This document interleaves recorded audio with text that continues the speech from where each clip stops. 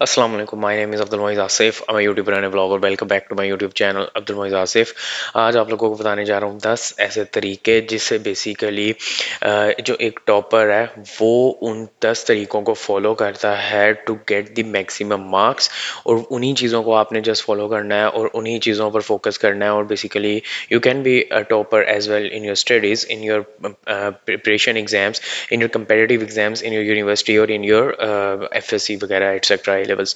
सो मेरा नाम अब्दुल मोइज़ आसिफ है और मैं बहुत से स्टूडेंट्स के इंटरव्यूज़ अब तक ले चुका हुआ हूँ रिगार्डिंग देयर अगर उन्होंने NET में बहुत अच्छा स्कोर किया है, उन्होंने GPA बहुत अच्छा यूनिवर्सिटी में लिया है या उन्होंने FSC में बहुत अच्छे लिए हैं और जो कॉमन चीज़ें निकली हैं वही मैं इस वीडियो में आपको बताने जा रहा हूँ। सबसे पहला पॉइंट तो है the start their day with the plan. मैंने लास्ट वीडियो में भी प्लानिंग की बहुत ज़्यादा बात की थी, तो आप लोग अपना दिन अगर दिन के 15 मिनट पहले प्लानिंग में गुजार दो, ठीक है। वो आपको वैसे लगेगा यार मैंने 15 मिनट ज़ाया नहीं करने, मैं जस्ट एक्शन पे आता हूँ। नहीं, अगर आप 15 मिनट प्लानिंग में गुजार दो तो वो आपके पूरे दिन के 8 से 10 घंटे बचा सकता है। सो आपने प्लानिंग से स्टार्ट करना है और ये हर टॉपर, हर बंदा, हर स्टूडेंट जो अपने फील्ड में एक्सेल करता है वो अपने प्लान के साथ चलता है। वो अपने 30 दिनों का प्लान बनाता है, वीकली बनाता है और उसे फिर डेली पे डिवाइड करता है।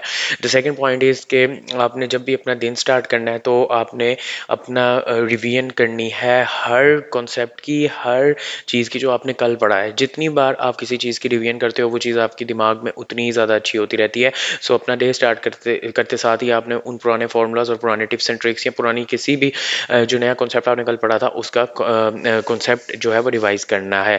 And the third thing is past papers हो गए, या अगर आपके पास पास्ट पेपर अवेलेबल्स हैं या अगर अवेलेबल नहीं है तो फिर प्रैक्टिस मटेरियल, ठीक है ना। सो पास्ट पेपर्स या फिर प्रैक्टिस मटेरियल की प्रैक्टिस डेली करते हैं वो। मैंने ये हर स्टूडेंट से पूछा, उनका हर स्टूडेंट में ये चीज़ कॉमन थी कि दे प्रैक्टिस अ लॉट। और ये कोटेशन मैंने कहीं पढ़ी थी, an ounce of practice is better than a lot of learning. So अगर आप लोग सिर्फ लर्निंग ही करी जा रहे हो तो जब आप लोग वो अप्लाई करने पे आओगे तो आप लोग फेल हो जाओगे। सो प्रैक्टिस बहुत ज़्यादा करो, लर्निंग पे बेशक इतना फोकस ना करो लेकिन प्रैक्टिस ज़रूर करो जितनी कर सकते हो।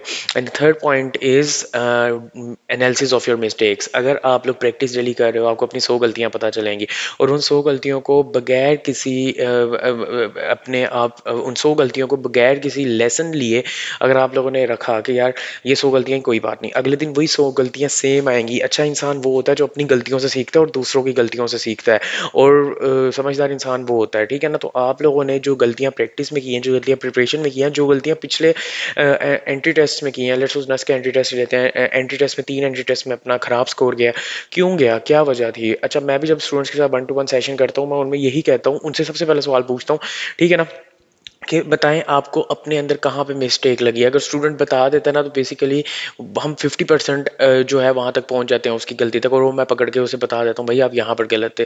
तो भाई अपनी गलती का एनालिसिस करो। If you want to register 1 to 1 session with me the link is in description, you can मतलब कर सकते हो मेरे साथ एक ना 1 to 1 सेशन बुक कर सकते हो।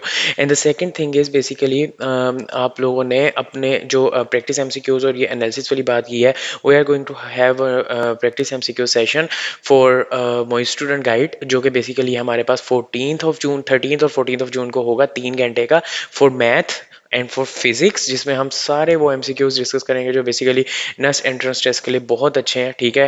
आप लोग फॉर्म जो है वो डिस्क्रिप्शन में उसका लिंक है, वहाँ जाकर एक्सेस कर सकते हो। And then you will realise कि बेसिकली आप लोगों को जो मैथ और फिजिक्स हम 3 घंटे के सारे इंपॉर्टेंट MCQs पूरी पूरी बुक के करवाएंगे। 13 तारीख और 14 तारीख जून की बात कर रहा हूँ, उसमें आप लोगों की पूरी कॉन्सेप्ट्स की रिवीजन हो जाएंगी।